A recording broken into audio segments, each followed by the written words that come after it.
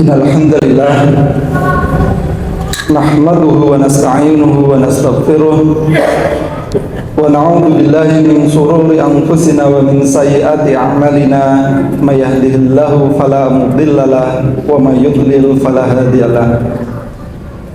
Asyhadu an la ilaha illallah wahdahu la syarika lah wa asyhadu anna Muhammadan abduhu wa rasuluhu la nabiyya ba'dah. Allahumma salli ala Muhammad wa ala ali Muhammad. Ittaqillaha haitsuma kunta wa atbi'i sayyi'atal hasanata tamhuha wa khaliqin nasa bi khuluqin hasanin. Hadirin jamaah sidang Jumat rahimakumullah.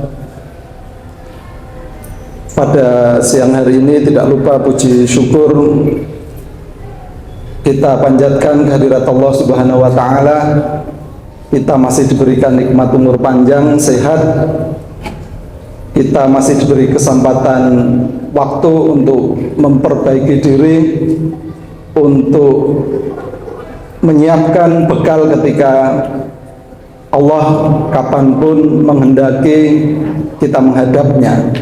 Fa idza jaa ajaluhum la yastakhiruna sa'ah wa la yastaqdimun.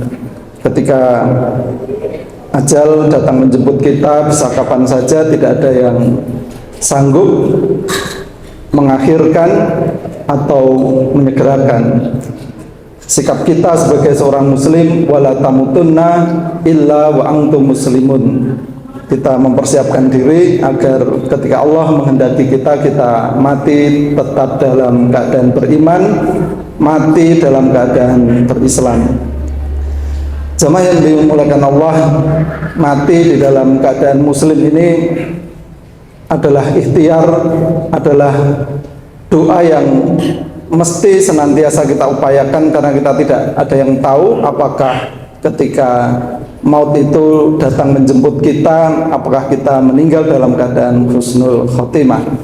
Mengapa? Karena banyak juga di sekitar kita ternyata orang yang kalau kita melihat, mohon maaf, berita di media beberapa waktu yang lalu, ada seorang yang ya terkenal atau dikenal sebagai seorang guru ngaji, seorang yang dikenal sebagai ustadz, sebagai orang yang sering juga mengingatkan orang untuk berbuat baik, tetapi naudzubillahi min dzalik, di akhir hayatnya ya beliau mengakhiri hidupnya dengan cara yang selama ini kita kenal dengan al-kabair atau dosa besar. Artinya apapun kondisi kita sebenarnya tidak ada yang menjamin apakah ketika nanti kita ini dipanggil oleh Allah itu dalam keadaan tetap antum muslimun atau kita dalam keadaan keingkaran. Nah, sehingga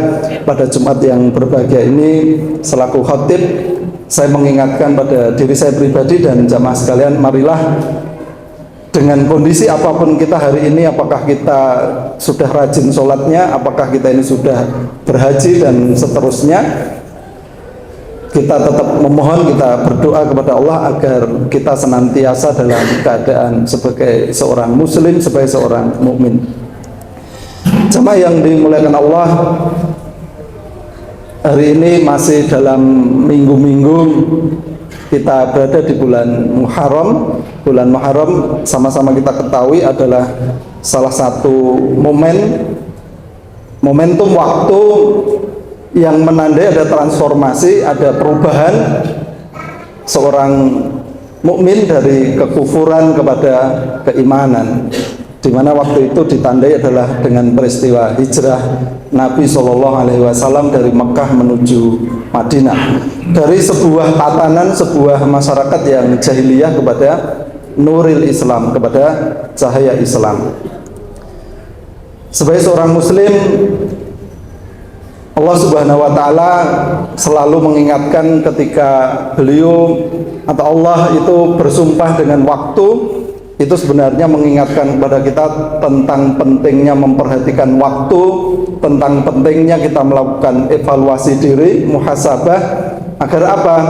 agar kesalahan, kekeliruan, kekurangan yang kita lakukan di hari-hari kemarin bisa kita perbaiki hari ini, dan harapannya hari esok ke depan kita jauh tumbuh menjadi lebih baik. Jamaah yang dimuliakan Allah, kalau kita melihat dari aspek kelebihan, kita patut bersyukur kepada Allah Subhanahu wa taala. Hari ini juga masih hari-hari di mana kepulangan jamaah haji saudara-saudara kita yang melaksanakan rukun Islam yang kelima. Kita kemarin menyaksikan banyak sekali drama yang terjadi ketika saudara-saudara kita melaksanakan ibadah haji.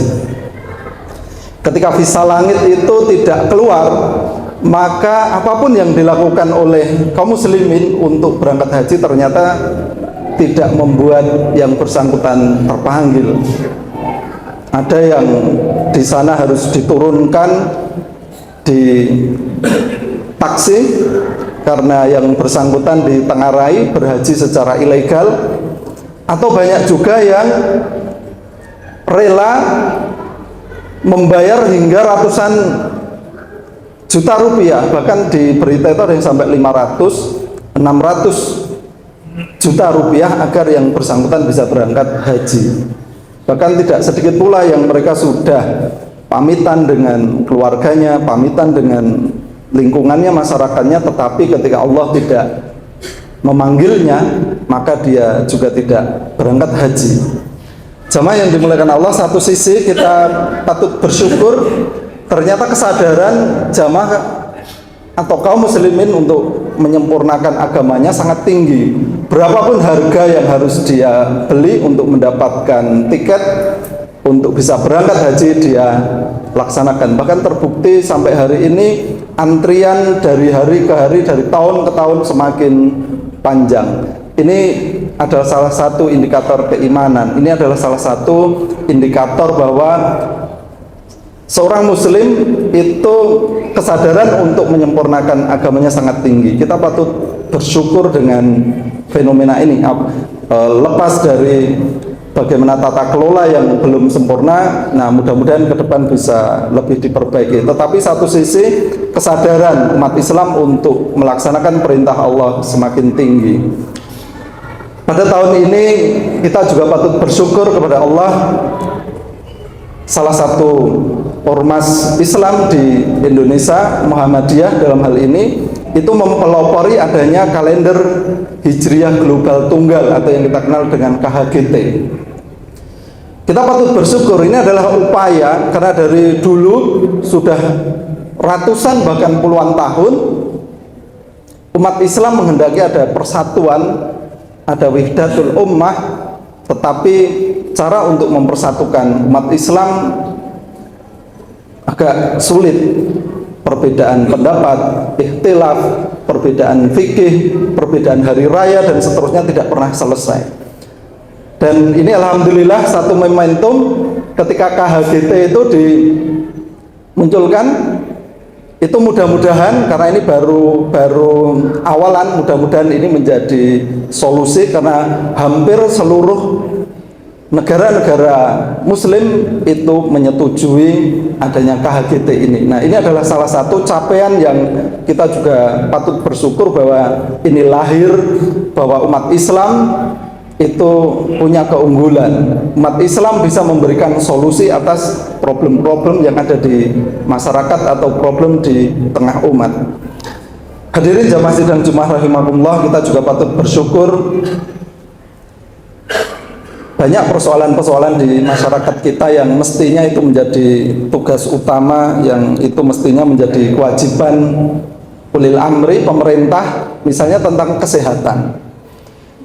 Banyak masyarakat, banyak tetangga kita, saudara-saudara kita itu yang sakit tetapi tidak bisa terlayani dengan baik. Misalnya soal kalau mereka harus kontrol, mereka harus bolak-balik ke rumah sakit, itu ternyata ambulan atau mobil layanan yang disediakan pemerintah ternyata tidak bisa mencukupi. Nah, kita patut bersyukur juga.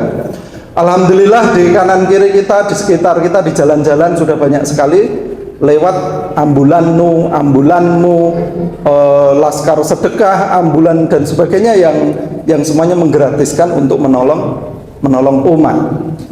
Ini kita juga patut bersyukur, ternyata kepedulian saudara-saudara kita kaum muslimin, baik itu secara individual atau secara organisasional, itu ternyata sudah tumbuh.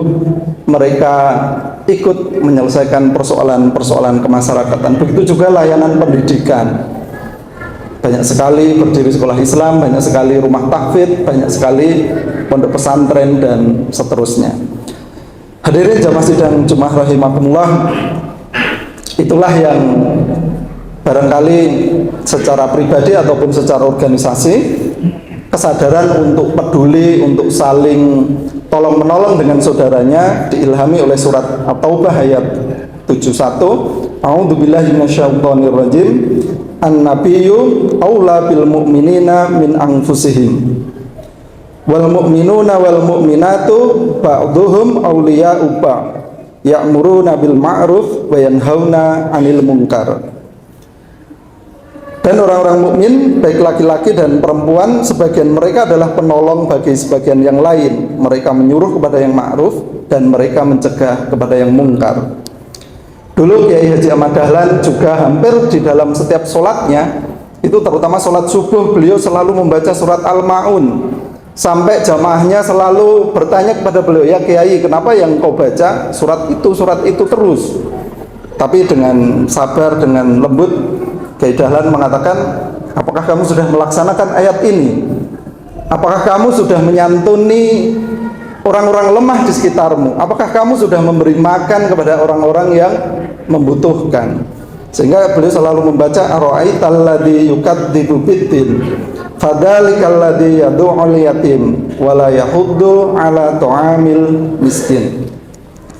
Tahukah kamu, orang-orang yang mendustakan agama adalah orang yang selalu menghardik, tidak peduli dengan anak yatim, tidak memberi makan kepada orang-orang miskin, orang-orang yang membutuhkan. Hadirin jamaah sidang Jumat rahimakumullah, hari ini banyak sekali di antara kita kaum muslimin, terutama yang baru saja pulang haji, dari sisi kelapangan harta, mereka diberikan rezeki oleh Allah harta yang berlebih. Di antara kita barangkali ada juga yang secara kognitif, secara akademik diberikan oleh Allah ilmu yang tinggi, sarjana yang tinggi. Di antara kita barangkali punya kemampuan menghafal Al-Quran yang banyak. Di antara kita diberikan oleh Allah tenaga, pikiran, keluasan pikiran dan seterusnya.